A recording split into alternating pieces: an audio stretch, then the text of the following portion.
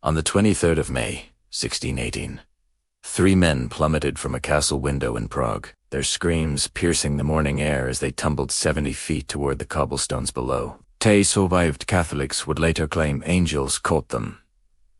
Protestants insisted they landed in a dung heap, but what began with this act of defenestration would not end with survival. What began in that moment would consume an entire continent, kill 8 million souls, and redraw the map of Europe in blood and ash. This is the story of the 30 years' worth of catastrophe that shattered the Holy Roman Empire, devastated the German lands, and left scars that would shape European politics for centuries to come. To understand why men were thrown from windows, one must first understand the powder keg that was 17th century Europe. The Peace of Augsburg, signed in 1555, had attempted to settle the religious conflicts born from Martin Luther's Reformation. Under its principle of cuius regio, ius religio hus realm, his religion, each prince within the Holy Roman Empire could determine whether his territory would follow Catholicism or Lutheranism. For 60 years, this fragile compromise held, but Augsburg was a dam against a rising flood. It ignored Calvinism entirely. It failed to address the conversion of ecclesiastical territories, and most dangerously, it assumed that religion and politics could be neatly separated in an age when they were inseparably fused. By the early 1600s, tensions had reached breaking point. The Catholic Habsburgs, who held both the imperial crown and the Spanish throne, pursued an aggressive counter-reformation. They reclaimed churches, expelled Protestant ministers, and installed Catholic officials throughout Bohemia and Austria. On the Protestant side, princes formed the Evangelical Union in 1608, while Catholics responded with the Catholic League in 1609. The empire stood divided into armed camps, waiting for a spark. That spark came in Bohemia Kingdom, where Protestants formed the majority, yet lived under a Catholic Habsburg ruler. When the aging and childless Emperor Matthias designated his fiercely Catholic cousin, Ferdinand of Styria, as his heir and the future king of Bohemia, Protestant nobles grew alarmed. Ferdinand had already demonstrated his zeal by forcibly converting his own territories. His ascension threatened everything Bohemian Protestants had gained. The crisis escalated through 1617 and into 1618. Ferdinand's regents in Prague began restricting Protestant worship, closing churches on royal lands, and prosecuting those who resisted. Protestant leaders gathered in the city, their fury building. On that fateful May morning, they confronted the imperial regents, Wilhelm Slavata, Jaroslabo, Aita of Martinice, and their secretary, Philip Fabricius, in the Bohemian chancellery. What followed was not spontaneous violence, but calculated rebellion. The defenestration of Prague, the act of throwing someone from a window, carried deliberate historical resonance. 2 centuries earlier, Hussites had defenestrated Catholic officials from Prague's town hall, igniting their own religious wars. The Protestant nobles knew exactly what message they sent.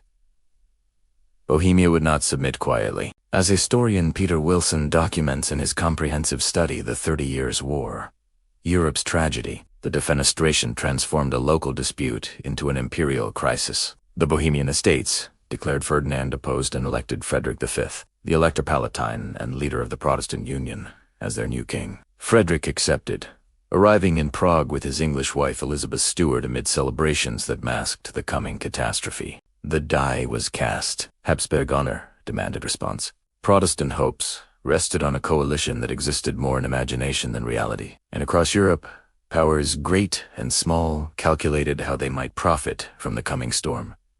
No one yet understood that they stood at the threshold of apocalypse. Frederick V's coronation in Prague in November 1619 was a spectacle of Protestant triumph. He and Elizabeth were crowned in St. Vitus Cathedral, newly purged of Catholic imagery, while supporters hailed him as a champion of religious liberty. German poets called him the Winter King, a reference to his birth sign. The name would prove prophetic in ways none intended. The Protestant position appeared strong. Frederick commanded Bohemian resources and held the Palatinate, strategically positioned along the Rhine.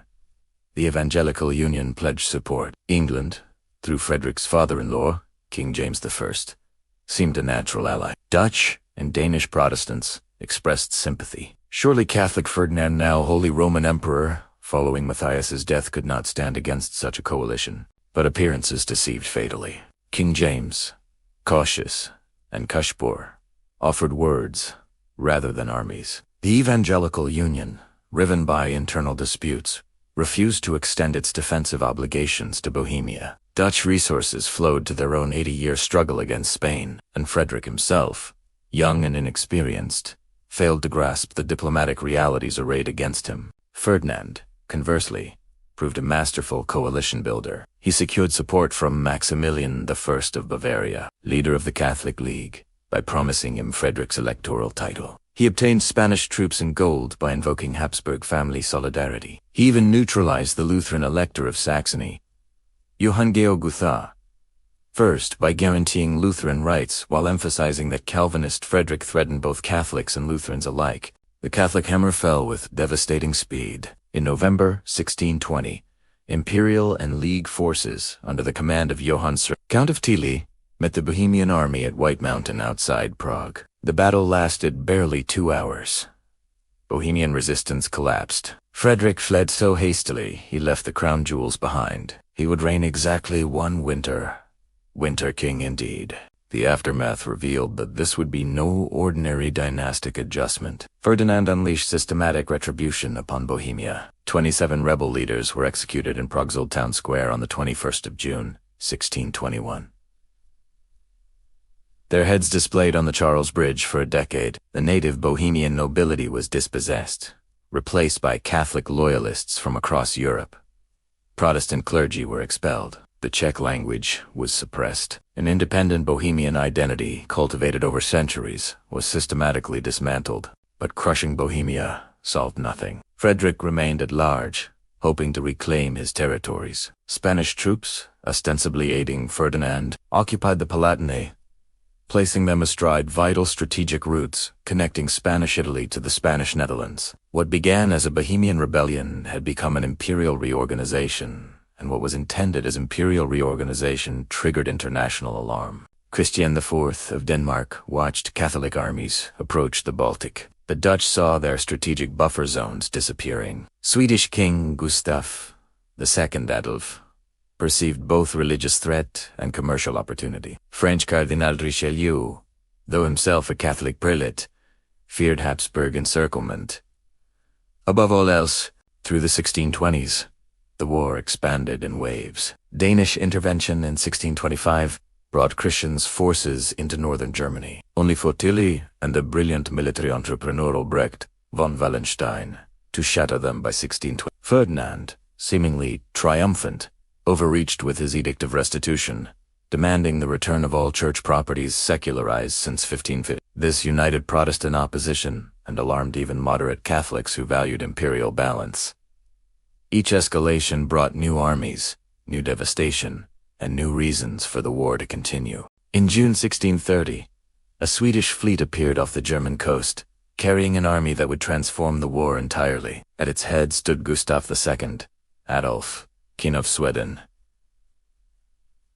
a monarch who combined genuine Protestant conviction with ruthless strategic calculation. He came, he declared, to defend German liberties and the Protestant faith. He came also to secure Swedish dominance of the Baltic and prevent Habsburg power from threatening his realm. Gustav Adolf was unlike any commander the war had yet seen. He had reformed the Swedish army into the most modern fighting force in Europe. His infantry combined pike and musket in flexible formations. His cavalry charged with drawn swords rather than firing pistols at distance. His artillery was lighter, more mobile, and more numerous than any opponent's.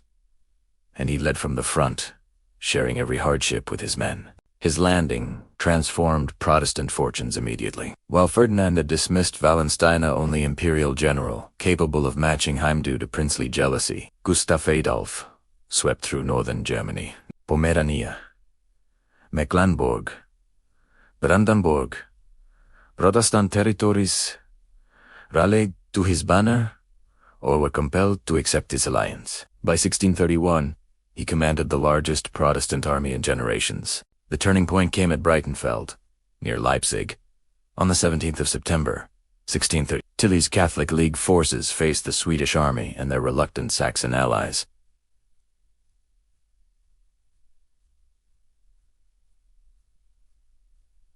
The Saxons broke almost immediately, fleeing the field. A lesser commander would have been destroyed. Gustav Adolf, instead pivoted his entire army, his mobile artillery devastating the exposed Catholic flank. By nightfall, Tilly's army had ceased to exist as a fighting force. 7,000 Catholics lay dead, another 6,000 captured. Breitenfeld revolutionized the war. Protestant Germany erupted in celebration. Gustav Adolf marched southward through territories no Protestant army had reached in a century. He wintered in Mainz, the seat of a Catholic elector, dictating terms as a conqueror. The following spring, he pushed into Bavaria itself, forcing Maximilian to flee Munich. Ferdinand, desperate, recalled Wallenstein, granting him unprecedented authority to raise and command an imperial army. The two great commanders finally met at Lutzen on the 16th of November, 1630. The battle began in thick fog, obscuring formations and commanders alike. Swedish forces gradually gained advantage, but in the chaos, Gustav Adolf rode forward to rally wavering cavalry. Isolated from his guards, he was shot multiple times and cut down by imperial horsemen. His body, stripped nearly naked, was found hours later beneath a pile of corpses. The Swedes fought on that day, eventually forcing Wallenstein to withdraw, but their king was dead, and with him died any hope of swift Protestant victory. Gustav Adolf's daughter Christina was a child. His chancellor, Axel Oxenstierna, would maintain Swedish involvement, but without the magnetic leadership that had united Protestant Germany, the war did not end. It transformed into something more terrible. Wallenstein, increasingly erratic and suspected of secret negotiations with Sweden, was assassinated in February 1634 on Ferdinand's orders. A Spanish imperial army crushed Swedish forces at Intadlingen in September that year, reversing Breitenfeld's gains overnight. France, under Richelieu's direction, intervened directly in 1635, converting a religious civil war into a Franco-Habsburg power struggle. What followed was simply devastation, without decision. Armies marched and countermarched across the same exhausted territories. Battles produced casualties, but not conclusions.